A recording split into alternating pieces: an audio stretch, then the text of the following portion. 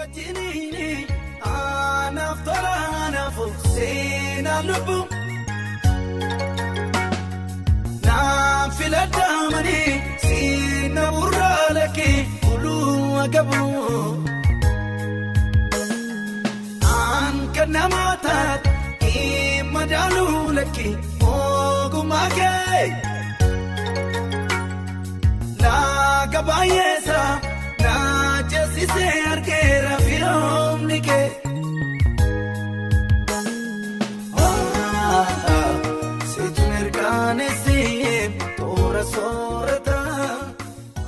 Waaqayyoonni guyyaa eebbifamaa guyyaa ulfina qabeessa kana nuu kenne maqaan isaa bara baraan ajajamu.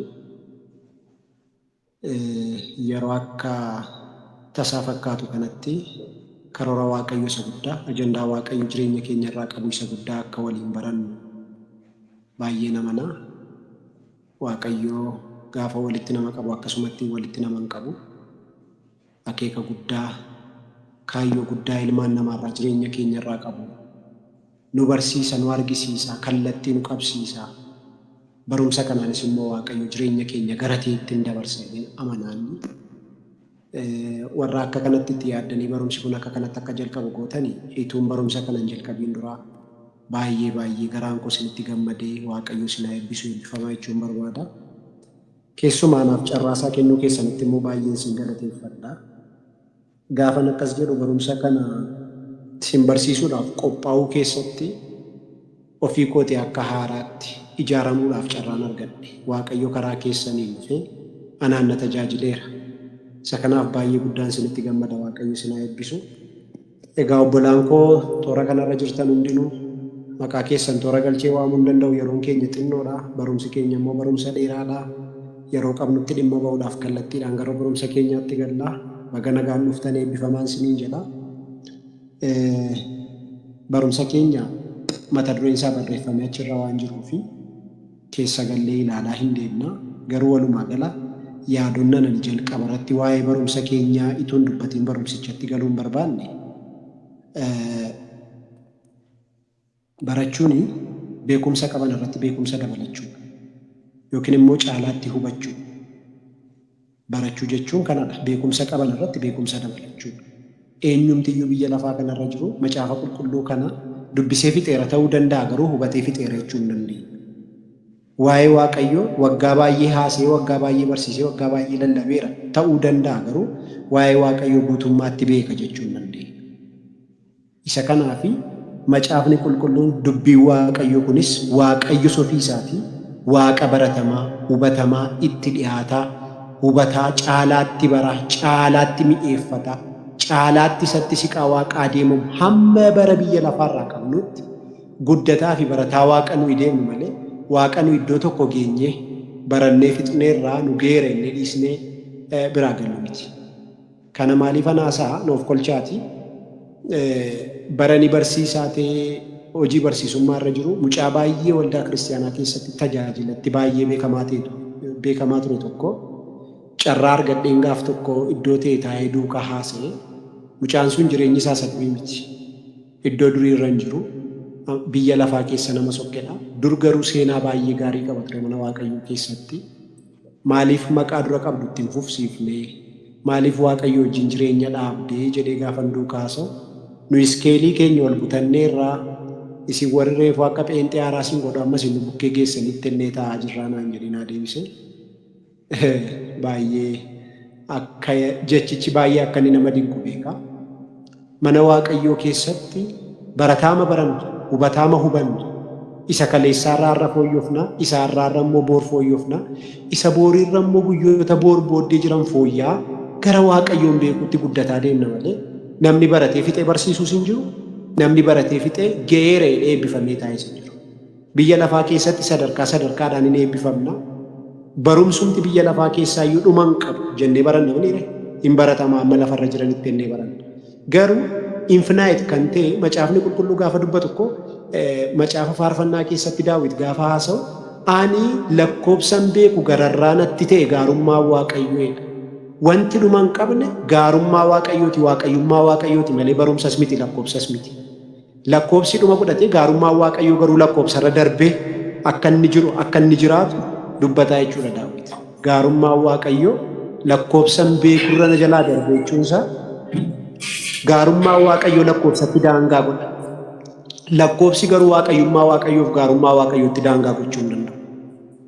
Kanaaf bara jalqabaa akka nama kutaa tokko galee yookiin elementarii baratutti barattaanus akka sana ituma jennu iskuulii galle ituma jennu yuunivarsiitii galle Waaqayyoon beekuutti guddataa deemna malee barannee hin xumurru. Kanaaf barachuun beekuudhaa fi caalaatti hubachuudhaafidha waan ta'eef barumsa keenya ija kanaan ilaallee Waaqayyo akka inni nu barsiisu, Waaqayyo akka inni gidduu keenyatti argamu amanaa. Waan yaada Waaqayyo keessa jiru waa'ee keenyaaf waan Waaqayyo yaadee qopheesse hubachuudhaaf akka ta'utti sammuu keenyaaf laphee keenya banannee barumsa kanatti akka dhiyaannuufan kana dubbadhe macaafa faarfannaa boqonnaa 46 lakkoofsa 10 irraa akkanidha. Dhiisaa gab jedha ani Waaqayyoon akkan ta'e beekaa. Dhiisaa gab jedha ani Waaqayyoon akkan ta'e beekaa. Amma dhiisuudhaafis jireenyi namaa gabii argachuudhaafis waa ta'e beekuu qaba. Wanti inni beekuu qabu immoo Waaqayyoon. Ani Waaqayyoon akkan ta'e beekaa jedhee dubbata. Waaqayyoon beekuun jireenya tasgabbii qabu namni akka jiraatu nama godha. Waaqayyoon beekuun namni gabii akka inni qabaatu godha. Hammacama jireenya namaarraa adda. Jeeqamu jireenya namaarraa adda. Waan argatu, waan nyaatu, waan dhugu, waan uffatu hundumaa keessatti namni nagaa gaarii akka qabaatu godha. Maal beekuun? Waaqayyoon beekuun. Kanaaf beekuu isheen jettu kun waan bu'aa guddaa qabudha jechuudha jireenya kiristiyaanaa keessatti. Namni tuun baratiin, namni tuun dubbisiin, namni tuun kadhatiin Waaqayyoon beekuu hin danda'u. Ituun qoratiin Waaqayyoon beekuu hin danda'u. Waaqayyoon attoof agarsiisi jedhee Waaqayyoon fuula isaatuun barbaaddatiin Waaqayyoon beekuu hin danda'u. Kanaaf Waaqayyoon beekuun beekumsa. Galgala kana maqaa ilma Waaqayyoo Yesuusiin akkana jedheen jalqabaa beekumsa caalu isa Waaqayyoon beekuu ta'e isa ilma Waaqayyoo Yesuusiin beekuu ta'een Waaqayyo nu agarsiisu.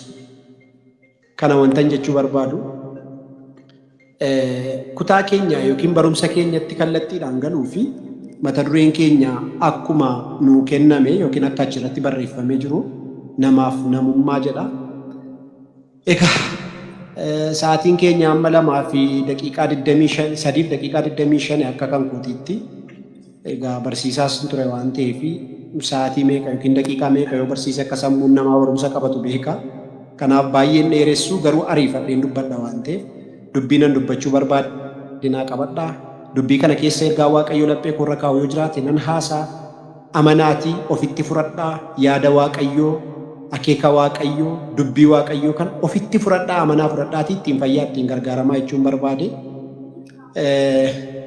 Namni tokko miyuutii irraa kaaftanii yookiin saamii yookiin kamisoo yookiin immoo qanoonii namni daftanii argattan macaafa faarfannaa boqonnaa 8 lakkoofsa 4 kaasee isa jiru nu dubbiftu, 4 kaasee hamma dhumaatti isa jiru nu dubbiftu.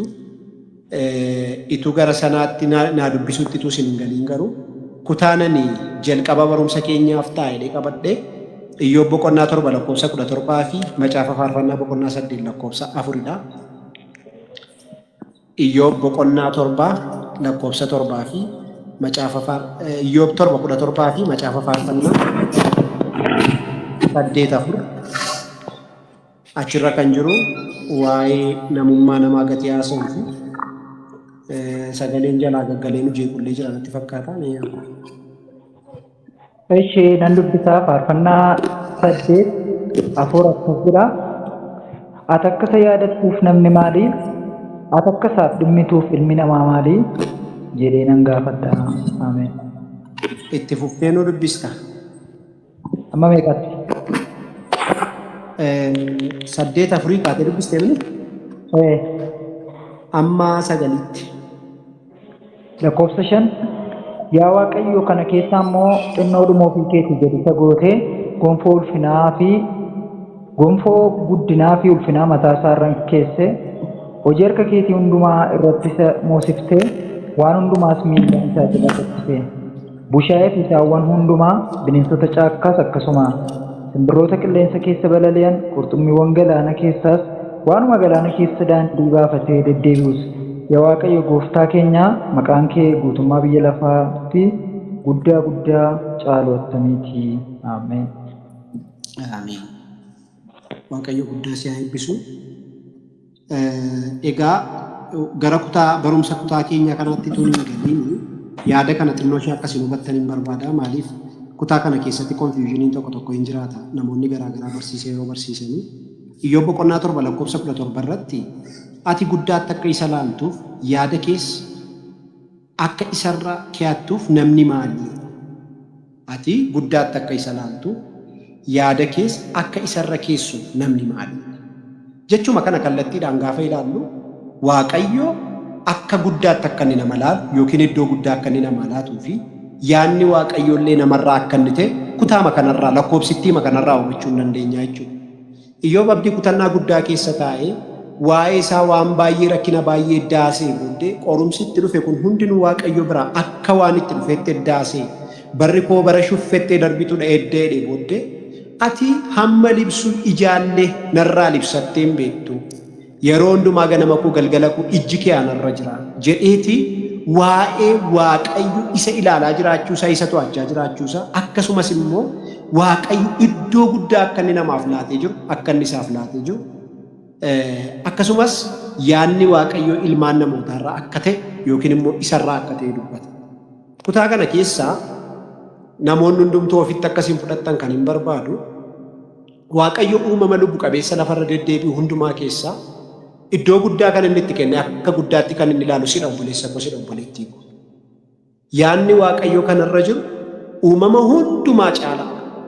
Uumama hundumaa biyya lafaa kanarra guutee jiru hundumaarra caala. Yaadni Waaqayyo kan inni irra jiru kan Waaqayyo yaada isaarra kaawwate namadhaa dhala namaati. Namadhaa dhala namaati. Akkasuma macaafa faarfannaa boqonnaa 8 lakkoofsa 4 kana keessatti ati akka isa yaadattuuf namni maali? Ati akka isaaf dhimmituufis ilmi namaa maalii jedhetu bifa gaaffiidhaan Daawit gaafata. Ati akka isa yaadattuuf namni maali? Wanti Waaqayyo irraanfatee hin irraanfanne dhimma isaati dhimma isheeti jedhee kan Waaqayyo kutee dhiisuu hin dandeenye namadhaa jechuudha. Wanti Waaqayyo yeroo hundumaa yaadatu wanti Waaqayyo yaada isaarra kaawwatee jiru nama akka ta'e akkasumas immoo ati akka isaa dhimmituuf kan Waaqayyo dhimmuuf kan Waaqayyo waan gaarii yaaduuf kan Waaqayyo yaada gaarii qabuuf kan Waaqayyo yaada gaarii akeekuufis nama akka ta'e macaafa faarfannaa kana keessatti argina. Macaafni faarfannaa kuni waa'ee guddummaa Waaqayyoo fi waa'ee ol ka'iinsa namaati. Mata dureen isaa guddummaa Waaqayyoo ol ka'iinsa namaa. Kana gaditti garuu lakkoofsa 5 kaasee kan jiru ati ofii keetii gaditti xinnooma gad isa buufte ulfina guddaa isarra keessa uumamni hundinuu akka isaaf bitaman gooteedhe waa'ee nama gaafa haasa'u. Kutaa kana beektonni garaagaraa yeroo barsiisan waa'ee Iyesuus Kiristoosiin akka inni haasa'u godhaniitu isaan barsiisanii dhagee waan hin beekuufan xinnoo ishee confusionii qabeedhee sinii kaase. Ati ofii keetii gaditti xinnooma ishee ulfina keetii gaditti gootee isa uumte ati uumama hundumaa dabarsitee harka isaa jala galchite uumama hundumaa irratti gooftummaa isaaf laattee jedhee gaafa dubbatu kutaan kun kallattiidhaan liitiraalii kan inni irraa diraayiftee seera uumamaa boqonnaa 2 lakkoofsa 7 kaasee isa jirurraa Waaqayyo jalqaba uumamaatti nama gaafa uumu uumama hundumaa harka namaa jala galchee akka inni ture. Namni with full authority aboo guutuu wajjiniin uumamee akka inni ture macaafa qulqulluu keenya irra ga'a. Kutaan kun kallattiidhaan waa'ee Yesuus Kiristoosii miti kan inni dubbatu. Kaayyoo uumamuu namaa isa uumama jalqabaati.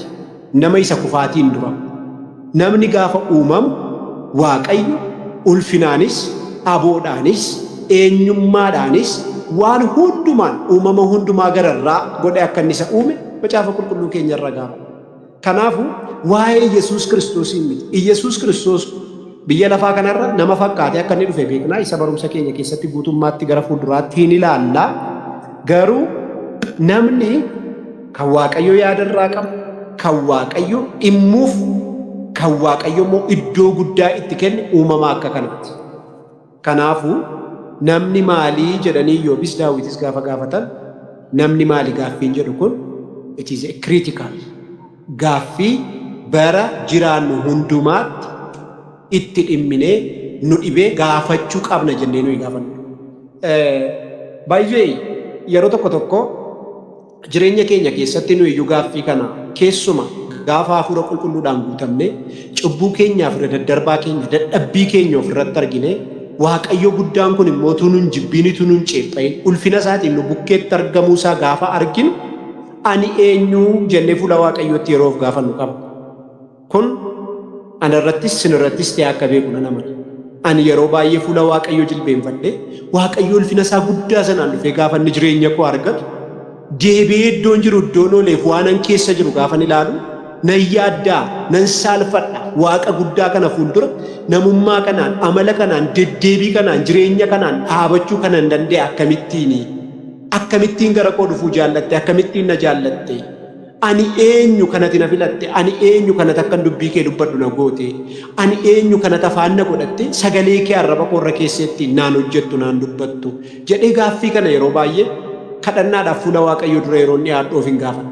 Daawitis kutaa kana keessatti gaaffii kana kan inni dhiyeessu ofii isaatii fi Waaqayyoo wal bukkee qabee ilaale ofii isaatii nama wallaalaa nama gaddeebi'aa nama cubbamaa nama dadhabaa ta'uusaa gaafa Waaqayyoon kun immoo Waaqa guddaa Waaqa ulfinaa Waaqa hundumaa gararraa ta'uusaa gaafa argu eenyu namni akka kanatti ija kee irra kaawwachuu kanatti dandeessi eenyu namni kanatti dhimmituu fedhee gaafata.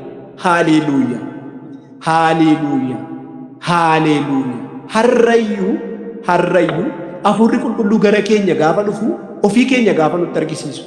Isaayaasis kana kan ta'e Macaafa Isaayyaas faajichaa boqonnaa 6 keessatti ani nama cubbamaa arrabni isaa cubbamaadha nama dadhabaadha ati garuu akkamittiin na jaallatte naan ergachuu akkamittiin filatte jedheetu inni Waaqayyoon gaafatu argina. Waaqayyo immoo dubbii arraba isaa of ceepha'u kana itti geeddaruudhaaf mukukkulaa abiddaan akka inni arraba isaa tuqe macaafa qulqulluu keenyatu ragaa nuu ba'a jechuudha. Kanaafuu obboloota koo kutaan kun dinqisiifannaa iddoo jiru of argee Waaqa sarra jiru immoo ofirratti argee dinqisiifannaadhaan gaaffii inni gaafatedha. Inni Iyyoobii qormaata guddaa keessa taa'ee jireenyatti ulfaate keessa taa'ee kan inni Waaqayyoon gaafatedha. Kutaa kana keessatti waa tokko isinitti mee darbuun barbaada. Obboleessa koo obboleettii koo namoonni har'a carraa argattanii toora kadhataa kanarra jirtan hundi keessan wanti isin dagachuu hin qabne tokko jira. Laaraas seneglaara. Waan nuyi dagachuu hin qabne tokko jira. Innis maali?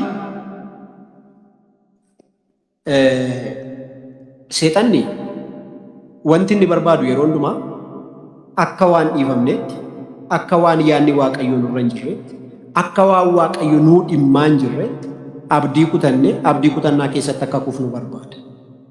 Dubbiin kun irra deddeebi'ee guyyaa guutuu laphee koorraa waan tureefan akkasitiin isinii qooda.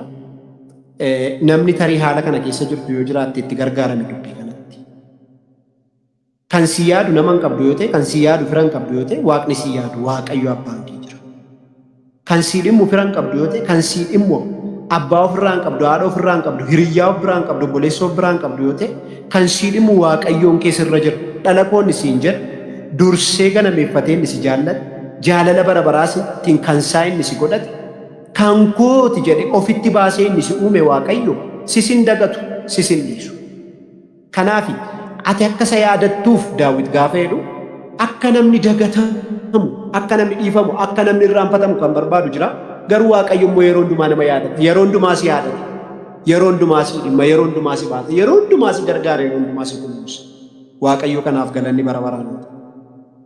Egaa waa'ee kutaa kanaa, waa'ee macaafa faarfannaa boqonnaa 8 lakkoofsa 4 kanaa fi waa'ee Iyyoob boqonnaa 7 lakkoofsa 17 kanaa kana caalaa deemee dubbachuu hin danda'u yeroo keenya wajjin. Garuu kutaa kana lamaan keessattuu kan isin argitan what is man? Namni maali? Gaaffii jedhutu isaan Waaqayyoon gaafatanii argina. Nus kanuma bu'uureffannee namni maali kan jedhu waliin barannaa jechuudha gidduudha. Namni maali? Kaayyoon barumsa kanaa kaayyoowwan gurguddaa 5 ani kananii yeroo macaafa qulqulluu dubbise kanan arge.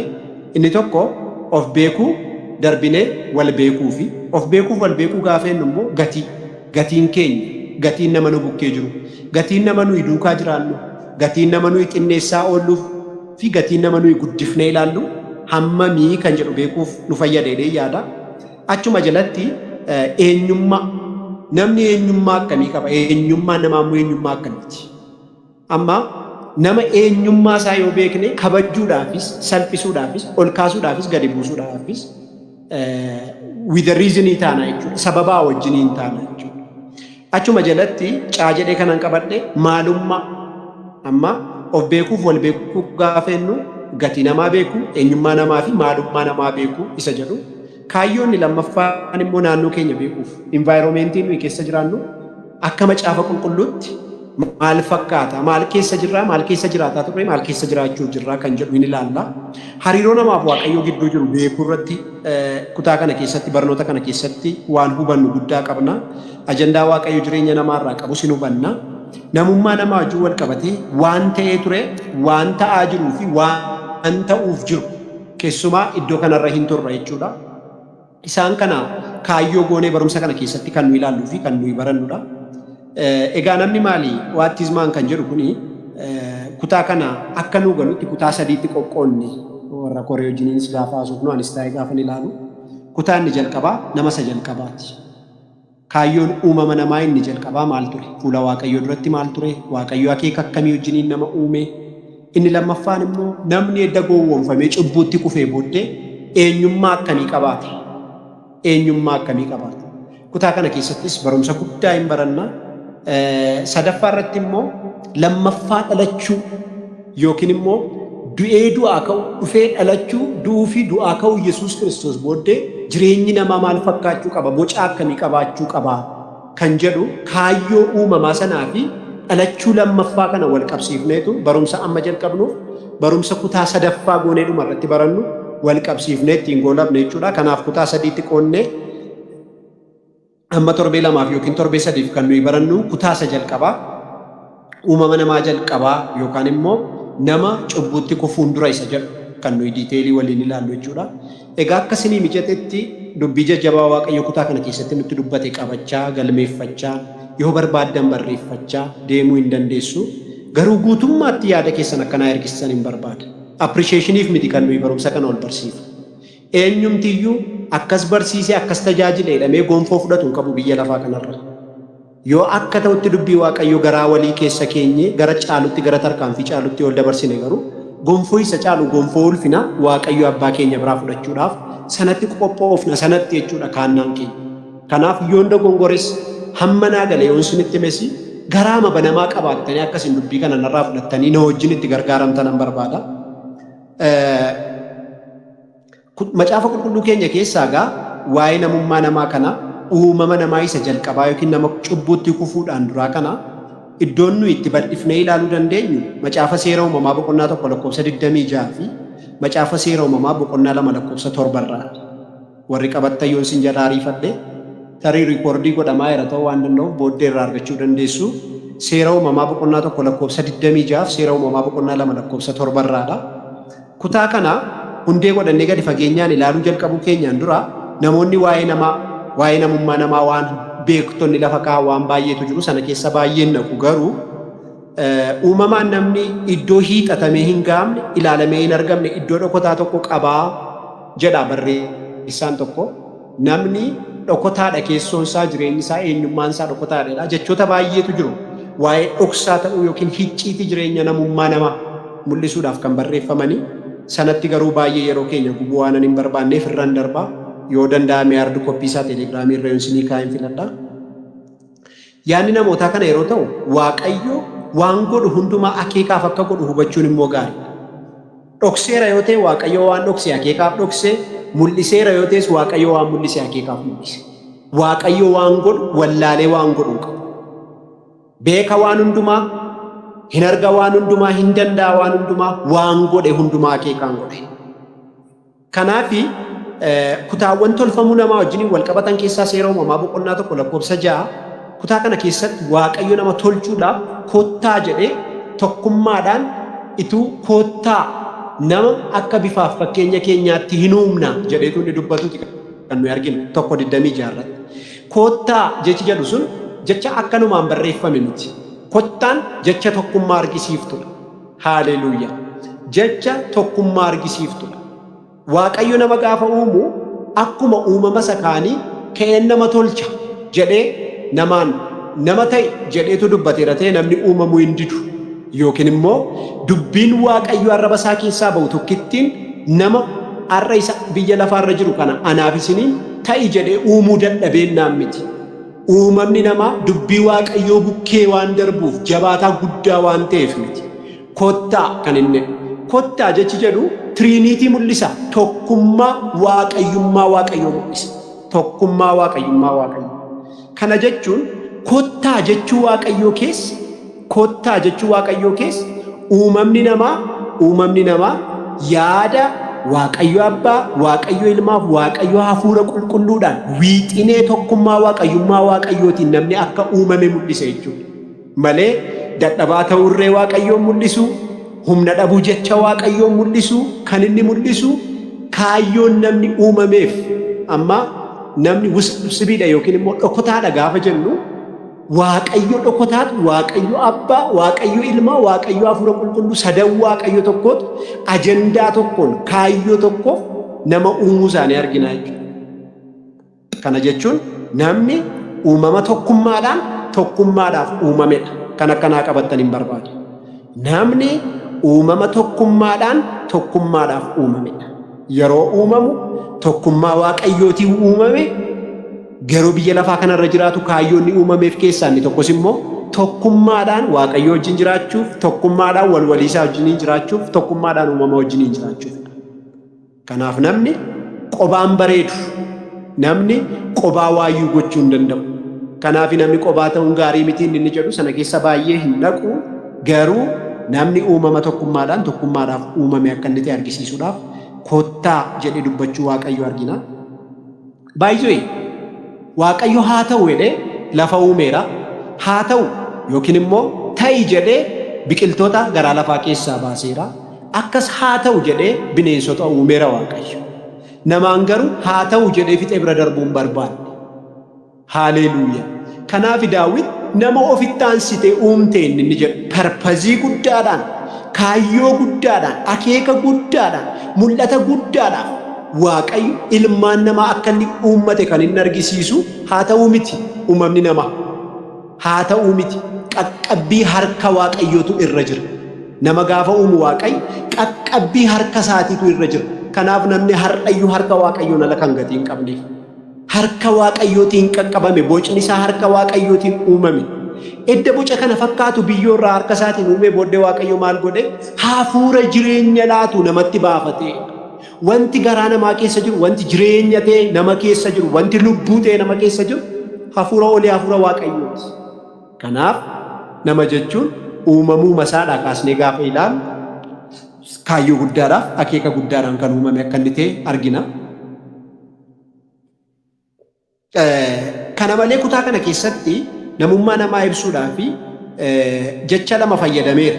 Uumama boqonnaa 1:26 kanarratti nama uumna gaafa jedhu akkamittiin jedhee akka bifaa fakkaattii keenyaatti jedhe. Please iddoo kanatti confusionii baay'een biyya lafaa keessa waan jiruuf yaadaan akkana dhaggeeffattan nan barbaada. Akka bifaa fakkaattii keenyaatti nama hin tolchinaa. Ilaa nama hin uumnaaf nama hin tolchinaan garaadha. Nama hin uumnaani ta'ii jedhanii ajajatti baasanii gochuudha. Tolchuun garuu qaqqabannaa qaba, hojjechuu qaba, itti dhama'uu qaba, babbareechuudhaaf yaaluu qaba. Har'ayyuu jechi tolchuu fi uumuu jedhu jecha tokko miti, wal fakkaachuu danda'a garuu tokko miti. Tolchuun piraktikaaliidha. Uumuun garuu sagalee ta'uu mala. Uumuun piraktikaaliis ta'uu mala, sagalees ta'uu mala. Tolchuu jechuun garuu tolchuu jennaan dirqama ituun qaqqabiin, ituu hin tuttuqin, ituu waa hin sisirreessin nan tolcheen jedhama. Galanni gooftaadhaaf haa ta'u. Kanaaf kottaa nama hin uumna jedhetu hin taane uumama warra kaan waaqayyo hin uume jedhee booddee namarra gee garuu akka bifaaf fakkaattii keenyaatti kottaa nama hin tolchina jedheedha. Hin tolchina jedhee. Ati nama akka bifaaf fakkaattii waaqayyootti yaada waaqayyoodhaan qaqqabannaa harka waaqayyoodhaan nama tolfamteedhaati. Malee nama akka tasaa biyya lafaa keessatti ta'ii dubbiidhaanii yookiin immoo waan garaa garaadhaan akkuma uumama kaanitti akka laayyootti kan argamte. Uumamni kaan laayyootti argame jechuu koo miti. Garuu kaayyoon uumama namaa kaayyoo uumama kaanirraa baay'ee guddaa akka ta'e isinitti argisiisuu dandeenya. Egaa jechi nama jedhu ibsa maqaa nama jiruuti. Maqaa nama kaayyoo uumameef keessa deddeebiiti. Ilaa jechi nama jedhu ibsa maqaa nama jiruuti. Nama jiru duwwaa ibsa jechi nama jedhu. namni gaafa du'u kaasee nama hin jedhamu reeffa jedhama. Namni hamma gaafa jirutti hamma gaafa lubbuun isaa keessa jirtutti garuu kan akkasittiin kana naasa'uuf barumsa keenya kutaa sadaffaa keessatti baay'ee bal'ifnee seera uumamaa kana wajjin wal qabsiifnee gatii ilaalluu fi akka inni wal sin jalaan dhabne gatiin barbaaduuf noof kolchaa baay'ee keessa lixee gatiin haasaa jiruuf noof kolchaa garuu sinii galuu qabee gatii yaadeefan akkasitti haasaa nama jechuun nama lubbuun jiru nama kaayyoo uumameef keessa deddeebi'aa jiru. Macaafa Isaayyaas boqonnaa 38 lakkoofsa 18 irratti argattu. Kan hin duuneedha. Kan galata dhiyeessuu danda'udha. Nama akkasiitu nama akka inni jedhamu yookiin immoo namni galata dhiyeessuudhaaf biyya lafaarraa akka inni ture macaafa qulqulluu keenya keessaa Isaayyaas boqonnaa 38 lakkoofsa 18 irratti argattu. Namni uumama akeekaaf uumamedha.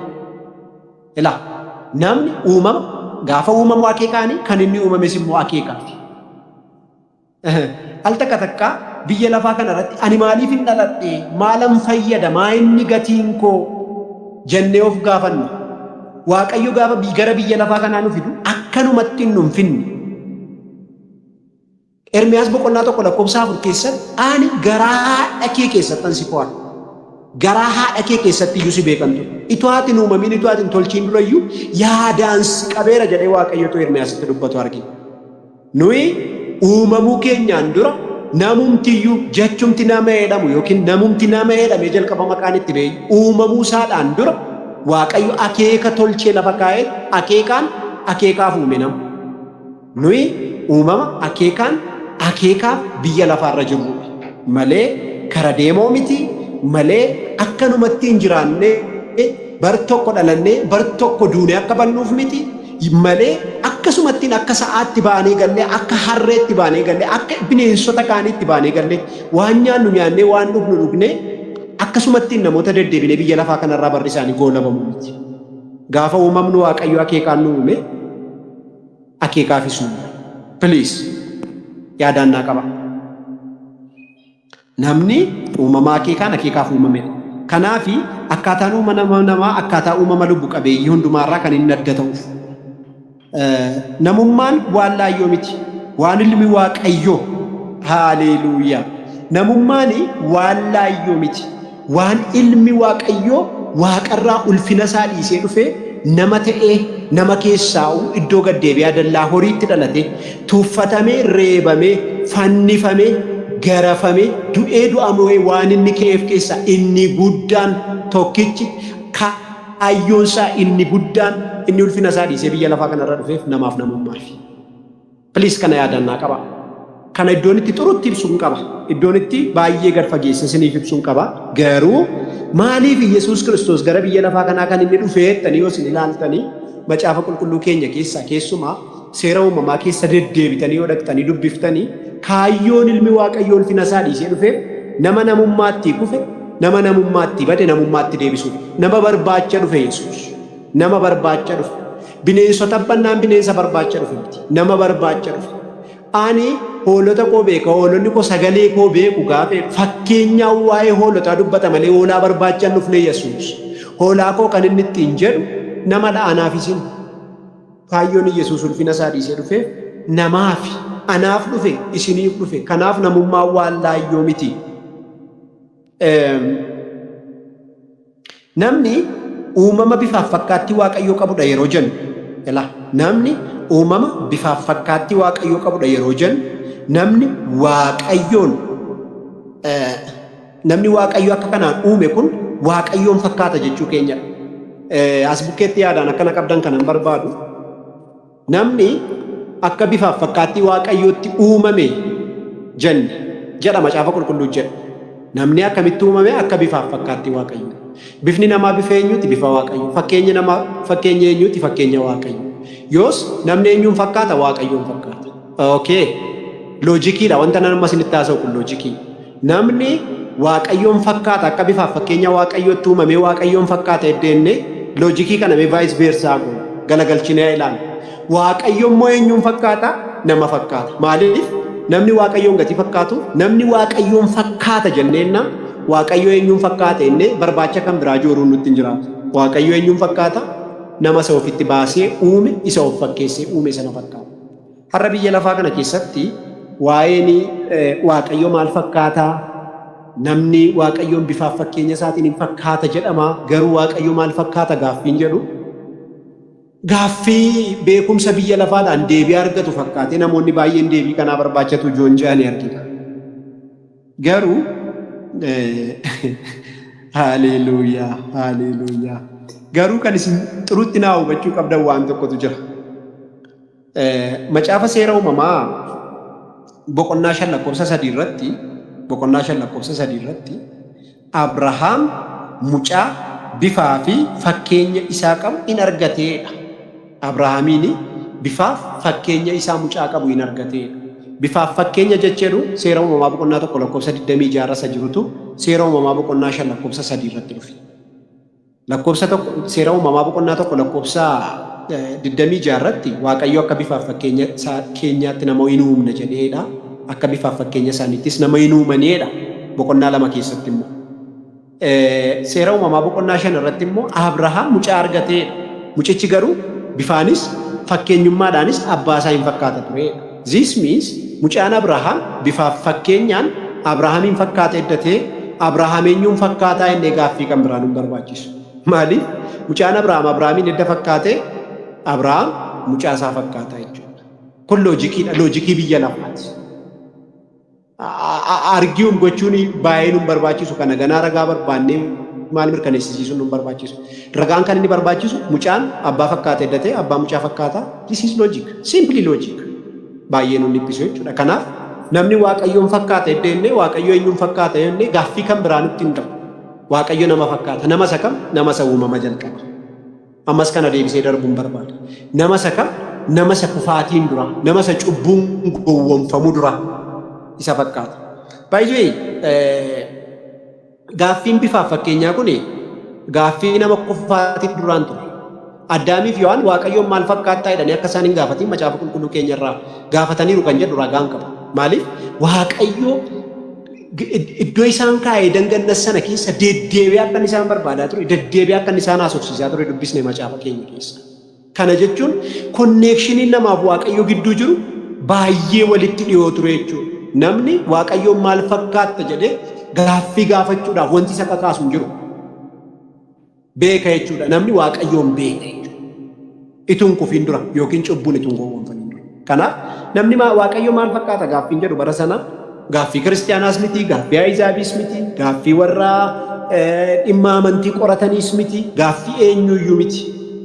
Namni kufaatii booddee garuu waaqayyummaa waaqayyoo baruu dadhabeera. Isa kanatti bal'inaan keessa nan dhufa waan ta'eef namni bifaaf fakkeenyaan waaqayyoon fakkaata taanaan waaqayyo nama fakkaata ture jennee darbuu dandeenya jechuudha. Okay. Namni waaqayyoon kan inni ittiin fakkaatu bifaaf fakkaattiidha edda jennee bifni fakkaattiin kun iddoo lamatti qoodamee argina. Jechoonni kun bifaa fi fakkaattii jechi jedhu kun inni seera uumamaa boqonnaa 1:26 irratti argamu kun kallattiidhaan kan inni irraa waraabame eessarraati jecha warra Ibruuti. Jecha warra Ibruu irraa jechi bifa jedhu Saaleem jecha jedhuun bakka bu'ee argitu. Saaleem bifa jechi jedhu karaa kan biraa hiikkaansaa shaadoo yookiin gaaddidduu gara jedhutti hiikama. Fakkaattii jechi jedhu immoo deetii or idol jedhaniitu ingiliffa isaatiin idol yeroo ta'u afaan warra Ibruutiin garuu deetii jedhamee barreeffamee argitu. Jechuma kana immoo kallattiidhaan afaan Ibruurraa gaafa macaafa qulqulluu hiikan gara Giriikiitti hiikaniiru. Gaafa gara Giriikiitti hiikamu jechi bifa jedhu kun veeg yookiin VAGUE veeg jedhameetu kan inni barreeffame kan warra Giriikii irratti. Jechi fakkaattii jedhu kun immoo deemur jedhameetu kan inni ibsamee jiru. Kana jechuun copy and similar kallattiidhaan warri Giriikii kun jecha isaanitti fayyadamanii ibsan immoo bifa isa jedhu kana copy, fakkeenya isa jedhu kana immoo similar gara jedhutti kan isaan harkisanii hiikuudhaaf yaalan. Walumaa galatti warri Giriikotaa nama bifaaf fakkeenya waaqayyootiin uumame jecha jedhu kan iddoo tokkotti cuunfanii kaa'u. Gaafa iddoo tokkotti cuunfanii kaa'an akkas jedhanii hiiku. Man is an ambassador of God on the earth.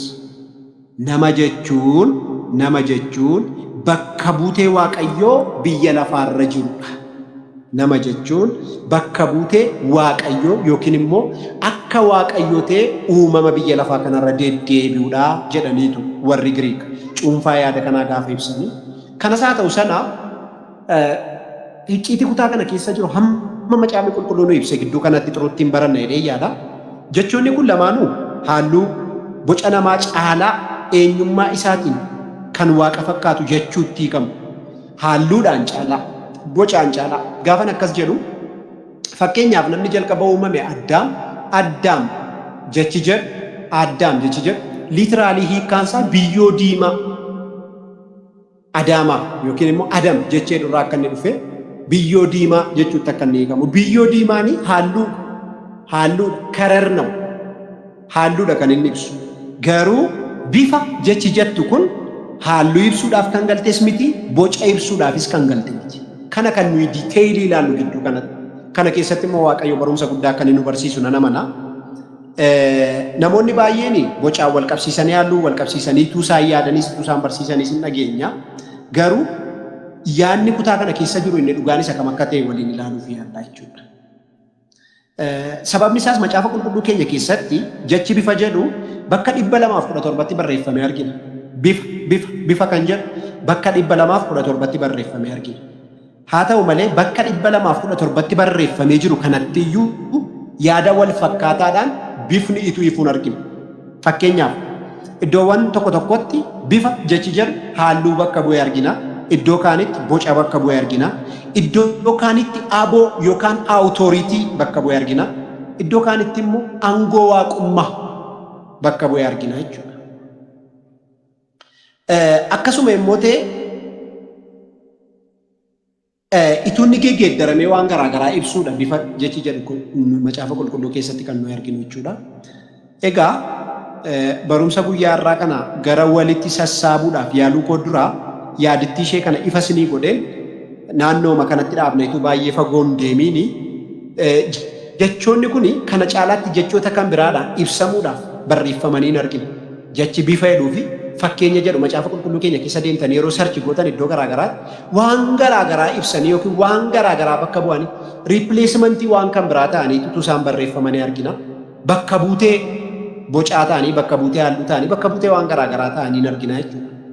Kanarraa ka'uudhaan namoonni ragaalee garaagaraa qindeeffachuun yaada isaanii kutaa kanarratti calaqqisiisuudhaaf yeroo yaadan hin mul'ata jechuudha.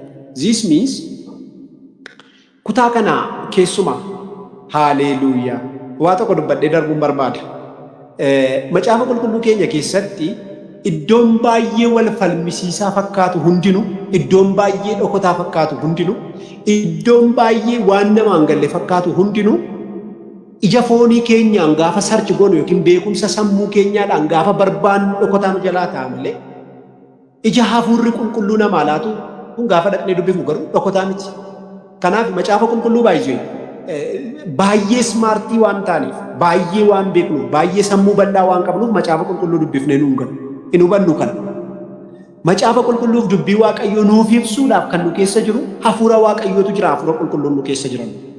Kan kanaan alaa macaafa qulqulluu kana akka kitaabaatti dubbisuu dandeenya malee waan macaafa qulqulluu kana keessatti barreeffame hubachuu dhiisuu dandeenya. Kanaaf namni biyya Itoophiyaa suni kan inni dubbisuu nan dubbisaa garuu nama naa ibsu na barbaachisa naa galuu didee kan inni jedhe haasa'u. Sammuu namoomaadhaan kan nuyi hubachuu hin dandeenye kitaabota kam hundumaa caalaa macaafa qulqulluu. Itu nama ismaartii ta'eef gala yookiin immoo nama baay'ee barumsa baratii sammuu isaa guddaa ta'eef macaafni qulqulluu ifatu ta'e aniifisin sadarkaa meeqaffaa irratti akka argamnu of tilmaamuun nutti hin ulfaatu. Garuu Waaqayyo warra xixinnayyoota, warra gaddeebiyoota, warra wallaalota filate inni jedhamu dhoksaa yaada isaatii, dhoksaa dubbii isaatii. Haleluuyaa! Gidduu kana baay'ee kanatti tolu tokko sheersinii. Macaafa faarfannaa keessatti Daawit gaafa dubbatu Waaqayyo warra jaallatutti yaada garaa isaa isaaf gadi fagooyyuu baasee hin mul'isaa. Yaada garaa Waaqayyoo isa gadi fagoo hubachuu akka dandeenyutti isa barreeffamee jiru kana akka inni nu ifuu danda'utti ifa sammuu keenyaa, ifa jireenya keenyaa haa ta'u Waaqayyo hafuura isaa qulqulluu keessa keenya kaa'e. Kanaaf kutaan amma baay'ee wal falmisiisaa ta'e dhokotaa fakkaate namoota kaan jeequ anaaf siniin nu jeequu hin qabu. Maal jechuu barbaadeeni seera uumamaa boqonnaa tokko lakkoofsa 26 kana bifaaf fakkeenya seedu kan namoonni baay'een hundee barumsa sabaa godhatanii yookiin immoo yaada isaanii kan irratti ibsan godhanii barsiisa garaagaraa qindeessanii yuutuubii irratti googilii garaagaraa irratti galtanii yoo ilaaltan namni hundumtuu karaa yaada mataa isaatii ibsa mataa isaatii baattatee taa'u argitu. Garuu akkas miti. Kutaan kun wal falmisiisaa miti. Kaayyoon inni barreeffamee fi waan dhokotaa fakkaatuuf qaba, sababa qaba. Waaqayyo waan dhoksee hundumaa kaayyoof dhoksee inni dubbanne irra kanaan dura. Waaqayyo namummaa namaa akka argeetti namni qorate akka inni ibsine kan godhe nama gadi fagoo godhe hicciitii namaa jireenya namaa yaada namaa gadi fagoo godhe kan inni awwaaleef ofiisaa gadi fagoo godhe warra biyya lafaa jalaa kan inni of dhokse kaayyoo guddaa qaba Waaqayyo. Isa kana barumsa kana keessatti diiteeyiliin ilaalla. Haa ta'u malee garuu yeroo keenya qusachuudhaa fi baay'ee dhokotaas miti, baay'ee wal falmisiisaas miti. Jechoonni kun kallattiidhaan kan nutti mul'isan garuu namni guutummaatti eenyummaa Waaqayyoon kan walisa qixxeessu yookiin kan walisa fakkeessu qaba jechuu miti. Namni bifaaf fakkeenyaa Waaqayyoon fakkaata gaafa jennu bakka namni Waaqayyodha. Yookiin immoo namni waan hundumaan Waaqayyo wajjin wal qixxeedha jennee konkuluuziinii akka laannu hin godhu. Namni Waaqayyo uumaadha, namni immoo uumamadha. Mee ilaalu dhugaawwan nuyi kutaa kana keessatti baruu dandeenyu namni uumama aboo qabu haa ta'u iyyuu malee daangaa yeroo fi baraa keessa, daangaa bakkaa fi yeroo keessa kan jiraatu. Namni bara uumamee kaasee hamma bara inni du'uutti safaree guyyaa Waaqayyo kaa'ee bara Waaqayyo kaa'eeftu jira. Aboo gatii qabuuf kana darbeen jiraadha namni Waaqayyoon falmee mo'achuu danda'u. Namni waan godhu hundumaa, waan jiraatu hundumaa, waan dubbatu hundumaa, waan safaree isaaf kenname, waan isaaf kenname keessa duwwaa deddeebi'a. Namni baawundarii jireenyaa qaba jechuudha. Daangaa jireenyaa qaba. Waaqayyo garuu uumaa daangaaf yerooti. Haaleluuyaa. Namni daangaa yerooti, daangaa bakkaati namni iddoo tokkotti yeroo tokkotti iddoo hundumaatti hin argamu. Namni akka kanaan jiru. Amma sa'aatii kanatti magaalaa Naqamtee ganda duwwaa 2 keessa taa'een isin wajjin kanan sagantaa kana hirmaataa jiru iddoo isin jirtanitti argamuu hin danda'an. Maaliif bakka hin daangessu? Yeroo kanatti immoo waan an barbaade gochuudhaaf akka hin barbaade ta'uu hin danda'u. Waa'ee boorii kooyyuu hin beeku, waa'ee galgala kanaayyuu hin beeku, waa'ee sa'aatii kanaayyuu hin beeku. Ani kanan beeku isheen amma jiraataa jiruuf isan jiraadhee dhufedha. Waaqayyo garuu baroota daangaa hin qabne kana hundumaa kan uume isa. Daangaan baraa isan naamu, daangaan bakkaa isan naamu. Sa'aatii tokkotti daqiiqaa wal fakkaataatti sekoondii wal fakkaataatti anaan tajaajilaa jira, isiniin iddoo jirtanitti isin tajaajilaa jira. Waaqayyo uumaa daangaaf bakkaati. Waaqayyo uumaa uumama hundumaati. Haaleluuyaa. Kanaaf dhugaan kutaa kana keessa jiru namni bifaaf fakkaattii Waaqayyoo qaba gaafa jennu waan inni ittiin Waaqayyoon fakkaatu, waan inni ittiin bifaaf fakkeenya Waaqayyoo qabate isa sila macaafa faarfannaa keessatti dubbisi isa ganaa kanaa gaditti immoo gadi diignee teenyee ilaaluudha jechuudha. Mee kutaa ishee kana duwwaa ilaallee barumsa keenya guyyaa irraa walitti haa qabnu. Sa'aatiin keenya 4 daqiiqaa 7 ta'eera. Sa'aatii 2 daqiiqaa 26tti kanaan kallattiidhaan gara barumsaatti galee almost daqiiqaa 40 fayyadameera. Kana caalaa yoon ture beekumsi namaa iyyuu ishee dhiireera saayikooloojiin ishee jalqabatti dhagee ishee dhumatti dhagee waa fudhatee ishee kaan ganna qaba waan jedhuufi daqiiqaa 5 ol fayyadamuu akka hin qabne beekaa nan xumura. Macaafa qulqulluu keenya keessaa seera uumamaa boqonnaa 1 lakkoofsa 26 kaasee kan jiru kana duwwaa ilaallee dhaabnu kanarraa dhaabnu. Dhugaan macaafa qulqulluu keessa jiru namni maalii isa jedhuufi namni gaafuma uumamu tokko gaafuma uumamuma isaa jalqabaadhaan namni tokko dhugaaf soba gargar baasuu kan danda'u. Dhugaaf soba gargar baasuu. የማመዛዘን አይምሮ ሰሙቲን ዋመዳሌ ኢላል ሰሙቲን ዋንጋሪፍ ዋየራ ዋንሶባፍ ዋንዱጋ ወል ቡኬ ቀቤ ኢላል ወጅኒ ኡመሜን ከናን ኡመማ ካንራ አዳምባ ማመዛዘን ይችላል ዋ ወል ቡኬ ቀቤ ማዳልሲሱ እንደንዳ ይጁዳ ከነ ሴሩማ ኡመማ ኬኛ ኬሰት አርጊና ቦፍኒ ጋፋ ደብጡ ዋንሽን እንጀቴ ዋቀዮ ይሲን ሶቤ ዋቀዮ ይሲን ሶቤ namni amma iddoo sanatti haa gowwoomfamuyyuu malee sobuuf sobniif dhugaan akka jiru akka inni beeku argisiisa jechuudha. Waaqayyo isin sobe malee yoo ija mukaa kana nyaattan isin akka isaa taatu jetteen isin sobe isin gowwomsettiin jette. Waaqayyoon gowwomsaa goote, Waaqayyoon sobaa goote, waa'ee sobaaf dhugaa wal bukkee qabdee yeroo isheen ittiin nama gowwomsitu argina. Inni lammaffaanii ofiifis waliinis Waaqa wajjiniinis uumama wajjiniinis tokkummaadhaan jiraachuu kan danda'u. Kana jechuun sila xinnoo isaas ni caafii isaas ni dhufe. Ofiifis jechuun namni uumama garaagaraa akka ta'e hin beeku. Uumama garaagaraa namumti tokko parsanaalii namni tokko an ofii kootii isin ofii keessanii uumama addunyaa lamaati.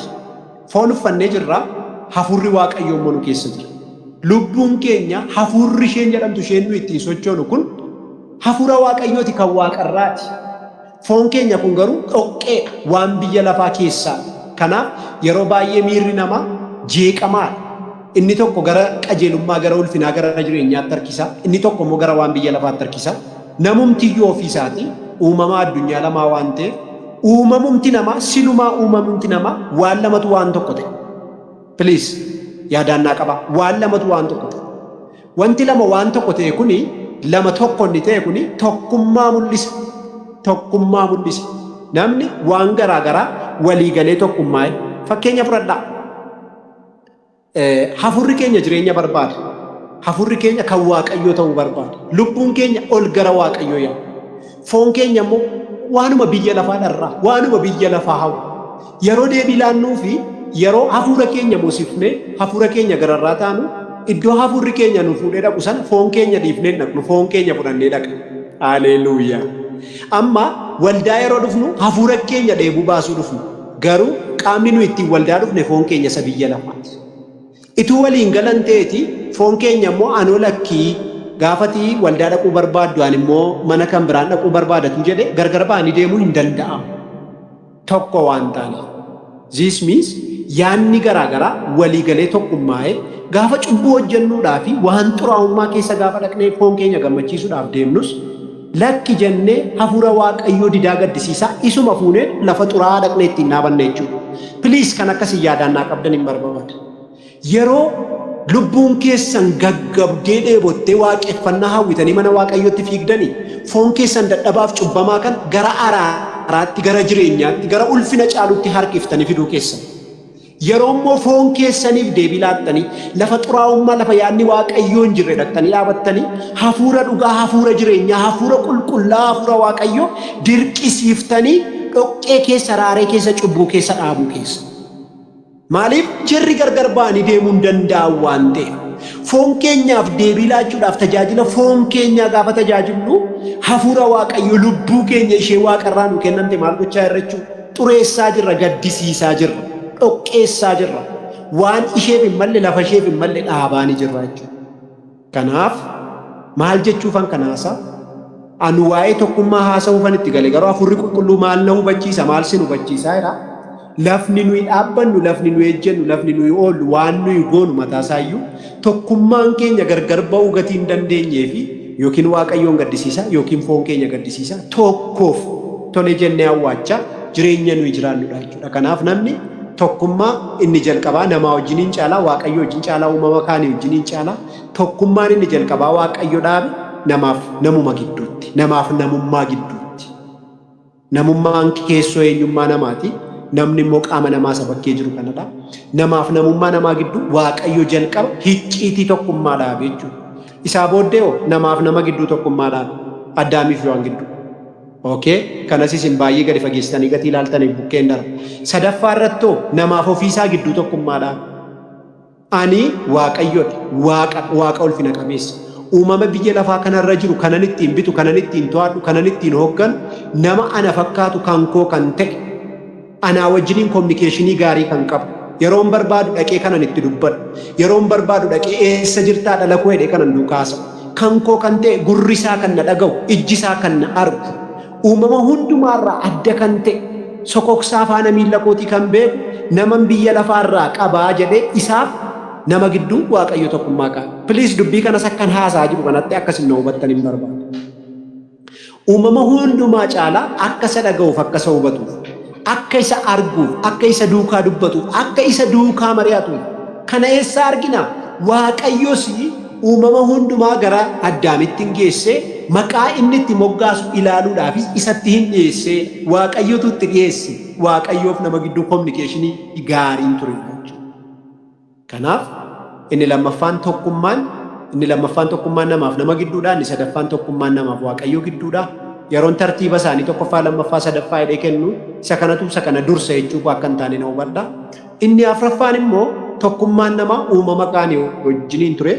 Waaqayyoo namaaf uumama kaan gidduu, namaaf leenca gidduu, namaaf waraabessa gidduu, namaaf biqiltoota gidduu tokkummaa gaarii dhaabe. Isa kanas diiteelii fuulduratti ni ilaalla. Namni akka bituuf akka hoogganuu fedha seera uumamaa boqonnaa 2:7 Waaqayyotu dhaabe. Maqaa mukni qabu, maqaa qilxuu qabu, maqaa waraabessi qabu, maqaa leenci qabu, maqaa bineensi kam qabu kan itti moggaase Waaqa miti nama. Addaamtu itti baase. Kanaaf tokkummaan sadaffaa Waaqayyo uume, afuraffaa Waaqayyo uume namaaf Waaqa gidduudha. Okay, namni sadaffaa irratti uumama jalqabaati namni sadaffaa irratti maal qaba ture? Aboo qabeessaa fi itti gaafatamummaa ba'achuu kan danda'u ture. Aboo qabeessa uumama hundumaa irratti aboo qaba. Itti gaafatamummaa hin ba'ata ture. Namni akka kanaa ture. Waaqayyo nama gaafa uumu akka kanaa godhe uume. Kanaafis amallii fi eenyummaan namaa kufaatiin dura ittiin mul'atudha kun warreen nama haasee. Egaa namnis uumamni kaanis uumama isa uumetti hirkatee jiraachuudhaaf eenyummaa qabu kana isarraa argatedha. Egaa namnis uumamni kaanis uumaa isa uume kanatti hirkatee jiraachuudhaaf uumama carraa argate yookiin immoo akkaataa uumama kanaa kan argatedha jechuudha. Of danda'aa miti. Nama kan jiraachisu Waaqayyo. Oh, haleluuyaa, haleluuyaa, haleluuyaa, haleluuyaa. Phaawulos Qorontos isa duraa boqonnaa 1:8 keessatti gaafa dubbatu Waaqayyo ofiisaatiin nama uume, ofiisaatiin nama jiraachisa. Kan uume isa kan jiraachisu isa. Waaqayyotu uume, Waaqayyotu jiraachisa. Waaqayyo hin jiraattu jedheennaan namni diree jiraachuu danda'u hin jiru. Waaqayyo hin gaa'ennaan namni lakkii hin ga'uu itti fufee waa tokko godhachuu danda'u hin jiru. Namnis uumamni kaanis daangaa Waaqayyo isaaf laate yookiin immoo eeyyama Waaqayyo isaaf kaa'e keessa duwwaa deddeebi'a. Uumamni kamiyyuu guyyaa Waaqayyootti wanti inni hafu hin jiru. Ulfeessuu barbaannaa Waaqayyo guyyaa isaatti ulfeessa. Nan salphiseennaa Waaqayyo guyyaa isaatti salphisa. Nan kabajeennaa Waaqayyo guyyaa isaatti kabaja. Nan guddiseennaa Waaqayyo guyyaa isaatti guddisa. Eenyumti keenya aboo guddaa qabaanne, awutooriitii guddaa qabaanne, eeyyama Waaqayyoon ala tarkaanfii tokko tarkaanfachuu uumaman dandeenyeedhaan namnis uumamni kaanis. Kanaaf innan sila uumamni namni daangaa yeroo fi bakka isaaf kenname keessa jiraataa kan jedhu. Yoos kana hundumaa inni nuyi gubbaa kanatti taasifne kun maal jechuu keenya? Yoos maal jechuu keenya? Ishee kana duwwaatti dabalee naawaa masmara lamadha. Kana hundumaa haasa'uun keenya kun maal jechuu barbaanneetu maal jechuu keenya? Namni Waaqayyoon kan inni ittiin qixxaatu hin qabu. Garuu namni Waaqayyoon ani Waaqayyoon qixxeera ofiin jedhee Waaqayyootti kan ittiin of safaru tokkoyyuu hin qabu. Kana maaliifan keessa deddeebi'ee dubbadhaa barumsa keenya kutaa 2ffaa torbee lamaan kana irratti xuruutti ni ilaalla ishee kana. Waan ittiin Waaqayyo wajjin wal qixxaatu homaayyuu hin qabu. Garuu jireenya qaba. Jireenyichas ofii hin arganne. Ofii kan fudhate ofii kan argate osoo hin taane jiraachisuudhaaf kan Waaqayyo kenneefii hin jiraatan. Haleluuyaa. Namni ofii jireenya hin qabu. Jireenyi namaa harka Waaqayyo keessa qofa. Obboleessa obboleettii ko misraachoo kana sitti meen barumsa kana walitti qaba. Sin jiraachisa, sin gargaara, sin dhaaba, kan kooti, ati kan kooti inni siin jedhe jiraachisaa kee inni ta'e Waaqayyo sin jiraachisa ennaa iyyuu si jiraachisa. Sin gargaara ennaa iyyuu si gargaara. Sin dhaaba ennaa iyyuu si dhaaba. Sin guddisa ennaa iyyuu si guddisa. Ati garuu waan gootu kamiin iyyuu Waaqayyoon gammachiisuu akka hin dandeenye, waan gootu kamiin iyyuu immoo jireenya keetti fufsiisuu hin dandeessu. Please.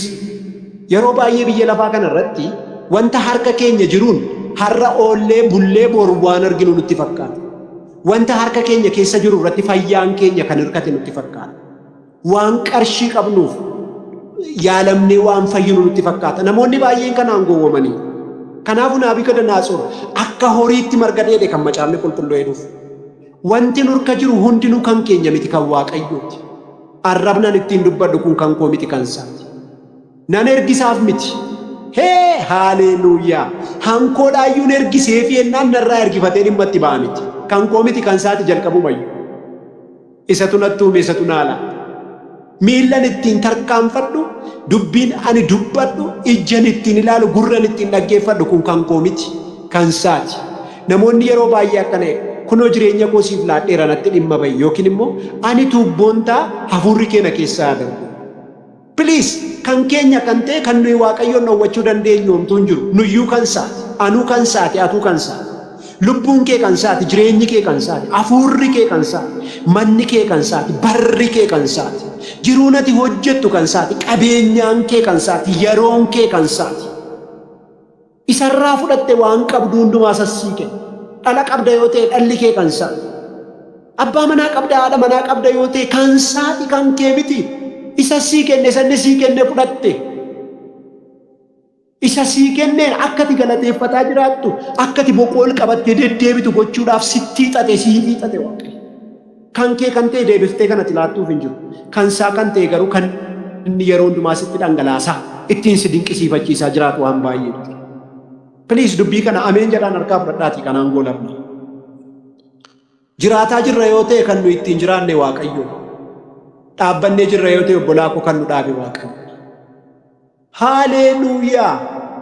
Akka namaa qixxee namaa dhaabanneerra, qixxee namaa dubbanneerra yoo ta'e qixxee namaa kan nu dhaabe Waaqayyo.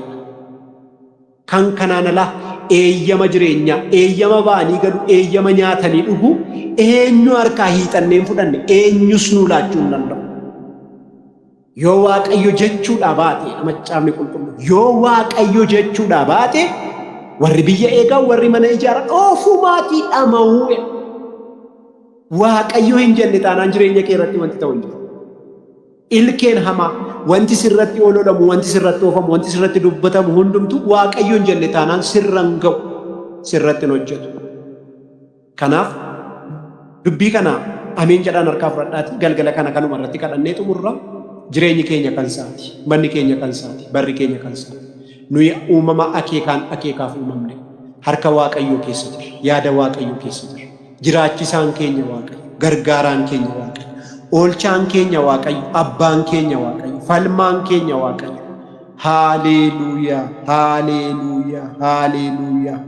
Galanni Waaqayyo keenyaaf haa ta'u, ulfinni Waaqayyo keenyaaf haa ta'u. Waaqayyo daddabalee bara keessan jireenya keessan, bara keessan, umurii keessan, galgala keessan, ganama keessan haa eebbisu. Baay'eetti gammadeera, baay'eetti gammadeera, baay'eetti fayyeera. Na dhagaa jirtu jedhee nama na dhageessaniittu amma yoonaattis jedhee nama na yoo Waaqayyo nu gargaare torbee lamaan kana yoo Waaqayyo nu gargaare iddoo ammarra dhaabne kanaa kaasne walii wajjiniin ittiin fufnaa. Torbee lamaan irraa kana yeroo jalqabnu akka haaraatti namni maalii gaaffii jedhuun jalqabna. Maaliifi inni nuyi amma kanaan duraatti kana gar kanaa olitti haasofne hundumtu hiikoo lafannitti nu argataa deemu barumsoota kanaa booddee jiran irratti waan ta'eef Waaqayyo nu gargaaraa. Inni nutti dubbatee inni nu gargaare Waaqayyo maqaan isaa bara baraan haa eebbifamu. Ulfaadhaa.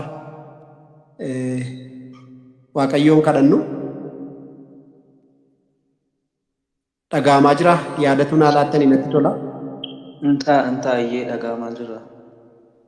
Gabaabaatti Waaqayyoon galateeffadheenii keessaa ba'anii abbaa gooftaa keenyaa Yesuus Kiristoos kan taate Waaqayyo Waaqa jiraataa akka kanattiin ulfina keenya gidduu keenyatti argamteetu nuun tuffatiin dubbii keessa dhugaa dubbii keessa jireenyaa nutti dubbachuu waan jaallatteef yeroo ulfina qabeessa yeroo ilmaan kee hundinuu fuula mootii beekamaatti miti fuula kee fuula Waaqayyo Waaqa jiraataa duratti walitti qabamne sirraa dhagee sirraa barannu waan nu laatteef bara keenya irratti ulfina haaraa nu dabalu waan jaallatteef bara haaraa jireenya haaraa ol ka'iinsa haaraa nu dhaabu waan jaallatteef miilla keenya gara yaada keenyaatti tun taane gara yaada keetiitti harkisu waan jaallatteef ija keenya waan darbu waan gatii hin qabne irraa kaafne of barreessi duukaa akka jiraannu waan jaallatteef ulfina guddaaf nu kaadhimmataa waan jirtuuf daddabalee si eebbisa sin galateeffadha maqaan kee Waaqaaf lafarratti tololaa jiru. Innati nutti dubbatte kun dubbii nuyi dinqisiifannaaf dhageenyu nutti hin ta'in. Maqaa Yesuusiin dubbii jireenyaa nuuf haa ta'u. Isa dhageenye caalaa, isa amma waliin baranne kana caalaa dubbiin kee garaa keenya irratti, sammuu keenya irratti moo'ee jireenya keenya irratti moo'e. Isa kana caalaa abjuudhaan yeroo deemnu, yeroo dubbifannu, yeroo waliin haasofnu sirraa barata. Gara kaayyoo keessa dhugaatti, gara ulfina keessa dhugaatti, gara waaqayyummaa kee beekuu isa dhugaatti guddachuu akka dandeenyu. Fooliin keenya geeddaramee foolii ilma kee Yesuus Kiristoosiin qabaachuu akka dandeenyu. Bifni keenya geeddaramee bifa ilma kee Yesuus Kiristoosiin qabaachuu akka dandeenyu. Jaallattee nutti dubbattee nu barsiisaa jirta. Maqaa Yesuusiin dubbiin kun dubbii jireenyaaf nuu ta'u haa ta'u. Dubbiin kun dubbii guddinaaf nuu ta'u haa ta'u. Dubbiin kun dubbii ulfinaaf nuu ta'u haa ta'u. Sababii dubbii ati nutti dubbataa jirtu kanaa yaa Waaqayyo, wanti amma har'aatti nurratti moo'ee nagaa keenya, jireenya keenya, qalbii keenya, bara keenya, hojii keenya, diinagdee keenya, fayyaa keenya qabee kan ture sagalee kee kanaan nurraa mo'amee nu biraa kana fedha. Maqaa ilma kee Yesuus Kiristoosiin yeroo dinqii nu laatte kana caalaa nu barsiisaa, nu hubachiisaa, nu gorsaa, gara waan caalutti akkati nu dabarsitu si kadhanna. Yeroo nu laattee ulfaa sa'aatii keenya, daqiiqaa keenya hafe hundumaa irratti ol jedhe. Maqaa tokkicha jaallatamaa ilma kee Yesuusiin. Ameen.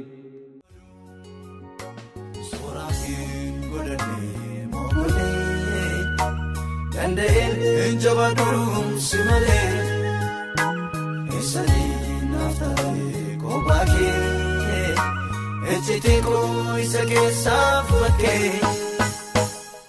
hin dhalatu hin argamu naaf kan akka kee hin dhalatu hin argamu naaf fakkaatan kee hin dhalatu.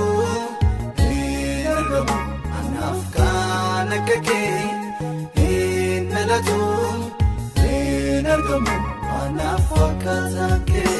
Sababa biraan hin qabu man waa'ee kootii si malee amanaan naakoo siinaaf jedhee du'atti kan duule kan si fakkaatu hin argamne eessattuu inni eenyulee.